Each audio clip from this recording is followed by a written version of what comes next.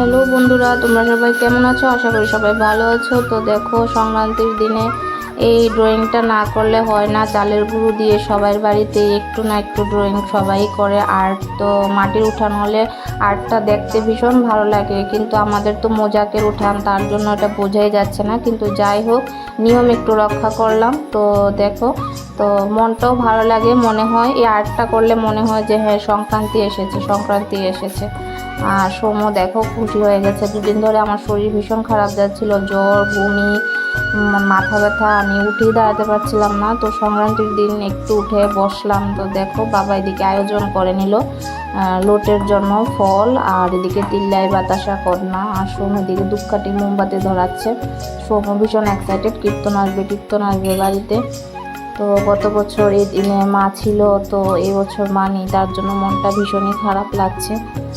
তো মা থাকলে আর একটু ভালো লাগতো। তো কী করা যাবে, কিছু তো করার নেই। আর যা হয়েছে তা মেনে নিতে হবে, ভগবানের সব লীলা।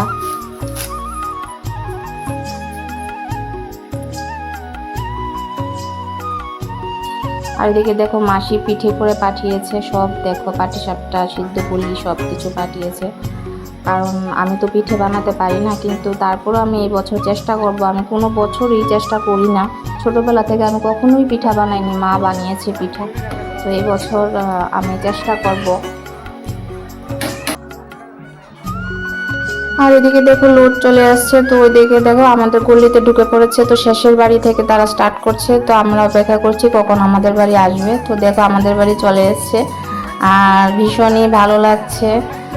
এতগুলো মানুষ, আমার তো ভীষণ আনন্দ হচ্ছে, আর সোম তো ভীষণ খুশি হয়ে গেছে। তো চলো একটু কীর্তনও শোনা যাক।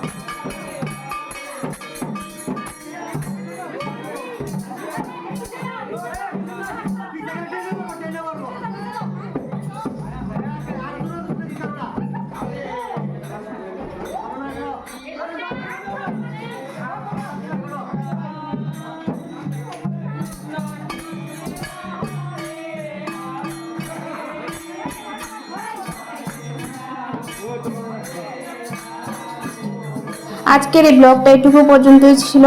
Tata, bye bye.